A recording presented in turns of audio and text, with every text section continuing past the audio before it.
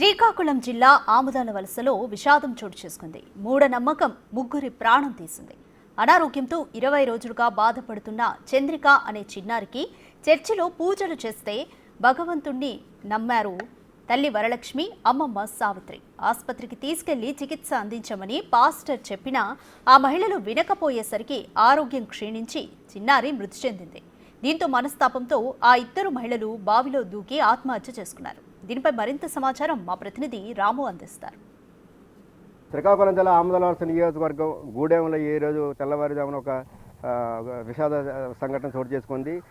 చంద్రిక గతంలో 4 రోజుల క్రితం చంద్రిక అనే బాలిక శ్రీకాకుళం విశాఖపట్నంలో మరణం జరిగింది. తనకి చంద్రిక గత 20 రోజులుగా కూడా అంటే 20 రోజులుగా కూడా సైకలాజికల్గా కొంత డిజాస్టర్గా ఉండడంతో తల్లిదండ్రులు ఎవరైతే ఉన్నారో వరలక్ష్మి స్థానికంగా ప్రస్తుతం అయితే ఆవిడ డెంకాడ్లో ఉంటున్నారు. డెంకాడ్ చర్చిలో ఫాదర్ దగ్గర తీసుకెళ్లారు. 20 రోజుల నుంచి కూడా చంద్రిక ఒంట్లో పోలేదని చెప్పి అక్కడ నుంచి వాళ్ళు వేరే చర్చికి రిఫర్ చేశారు. ఆవిడ దాంతో అక్కడ నుంచి వైజాగ్ రావడం జరిగింది. వైజాగ్ వచ్చిన తర్వాత వైజాగ్లో ఏదో సెయింట్ పీటర్ చర్చికి వరలక్ష్మితో పాటు వాళ్ళ అమ్మ కూడా సరస్వతి కూడా తీసుకెళ్ళడం జరిగింది. ఇదే నేపథ్యంలో అక్కడ స్థానికంగా ఉన్న చర్చి ఫాదర్ కూడా వద్దమ్మ ఇక్కడి నుంచి హాస్పిటల్కి తీసుకెళ్లారని కూడా సెయింట్ పీటర్ ఫాదర్ అయితే చెప్పడం జరిగింది. అయితే ఏదో ఒకటి చేయండి సార్, గత 20 రోజులుగా కూడా చంద్రిక ఇబ్బంది పడుతుంది, దెయ్యం వాలినట్టుందని కూడా అక్కడ ఉన్న ఎవరైతే వరలక్ష్మి, రేపు సరస్వతి, చంద్రిక తల్లి, చంద్రిక అమ్మమ్మ కూడా చెప్పడం జరిగింది. ఇదే నేపథ్యంలో వారు అక్కడికి తీసుకెళ్ళిన తర్వాత చంద్రికకి దెయ్యం పట్టిన అంటే మెంటల్గా కొంతగా అప్సెట్గా ఉండడంతో గట్టిగా అరిచి వాళ్ళని కరవడం కూడా జరిగిందని కూడా తెలుస్తుంది. ఇదే నేపథ్యంలో అక్కడ కరిసే టైంలో కొంత ఆవిడని నోటిలో గుడ్డ పెట్టి కొంత అరగకుండా చేశారు. నేపథ్యంలో గాలి ఆడక చనిపోయింది అనేది కూడా తెలిసిన వాత. ఇదే నేపథ్యంలో చంద్రిక కూడా చనిపోయడం జరిగింది.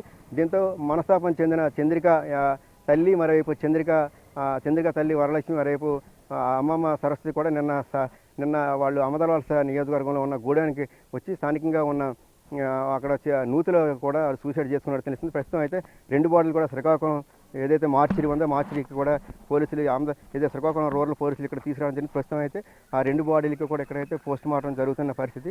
దీంతో మన ఇద్దరు కూడా ఎవరైతే సరస్వతి, వరలక్ష్మి కూడా మనస్తాపం చెంది వారిద్దరు కూడా చనిపోయినట్టు కూడా పోలీసులు అయితే స్పష్టం చేస్తున్నారు. ప్రస్తుతం అయితే శ్రీకాకుళం జిల్లా ఆసుపత్రిలో ఉన్న మార్చిలో వరలక్ష్మికి, మరోవైపు సరస్వతికి ఇద్దరికి కూడా ఎక్కడైతే ప్రస్తుతానికి అయితే కూడా వారికి శవ పరీక్ష అయితే పోస్ట్ మార్టం జరుగుతుంది. ప్రస్తుతం అయితే ఇక్కడ పోలీసులు దానికి సంబంధించిన శవ పంచనామా అంతా కూడా ఇక్కడ జరుగుతుంది. ఇది అయిపోయిన తర్వాత పూర్తి శవ పరీక్ష అయిన తర్వాత వారికి బంధువులు ఎవరైనా వస్తే వారికి ఈ 2 బాడీలను అప్పగించేందుకు కూడా అప్పగిస్తామని కూడా పోలీసులు అయితే స్పష్టం చేస్తున్నారు. సిస్టర్ అని అంటున్నారు. అమ్మ నీ పేరేం పేరమ్మా? మీ పేరు ఎం రత్నము. ఏమవుతారు మీకు? వరలక్ష్మి. వరలక్ష్మి పాప అవుతుంది, అక్క కూతురు. ఏం జరిగిందా మీకు? ఎప్పుడు తెలిసింది ఇలా చనిపోయినట్టుగా? మాకైతే నాకు ఫోన్ వచ్చినప్పటికీ 7 గంటలు 7:30 అయ్యింది సార్ ఉదయం. నేను ఉదయం లేచి ఇవాళ ఆదివారం కదా అని చెప్పేసి గాజులు పట్టుకొని నేను చంద్రాపేట వెళ్ళున్నాను. వెళ్తే ఈ శంకర్ కొడుకు నాకు ఫోన్ చేశాడు. అయితే ఎవరమ్మా మీరు ఎందుకు చేశారంటే, అమ్మ నేను శంకర్ కొడుకుని అని చెప్పాడు. ఏటైంది బాబు అన్నాను. ఇక్కడ నూతులే మీ తాలూకులు పడిపోయినట్లున్నారు అన్నారు. ఇక్కడ ఎవరు లేరు, ఎవరు పడిపోతారు బాబు చూసుంటారు, బాగా చూడండి అని చెప్పాను. అయితే అప్పుడు వీళ్ళు చూసి లేదమ్మా సావిత్రమ్మ వాళ్ళ కూతురేని నూతులో పడిపోయి ఉన్నారు అని చెప్పారు. ఆ తర్వాత ఊరు నుంచి ఇలా జరిగిందట మేస్టమ్, ఇలా జరిగిందట మేస్టమ్ అని ఫోన్ వచ్చింది. తర్వాత నాకు మాకు ఉంటారు కదా సచివాలయంలో, ఆ మేడం గారు ఫోన్ చేశారు. ఏమ్మా ఎవరు మేడం గారు అంటే, నేను ఇలాగ పోలీసునమ్మా అదే సచివాలయంలో ఉంటున్నాను అని చెప్పారు. ఏమ్మా ఏడు జరిగిందంటే, ఇలాగ చనిపోయారు కదమ్మా అనేసి అంటున్నారమ్మా. నేను కూడా ఇంకెళ్ళలేదు, బయట ఊరిలో ఉన్నాను నేను అని చెప్పాను.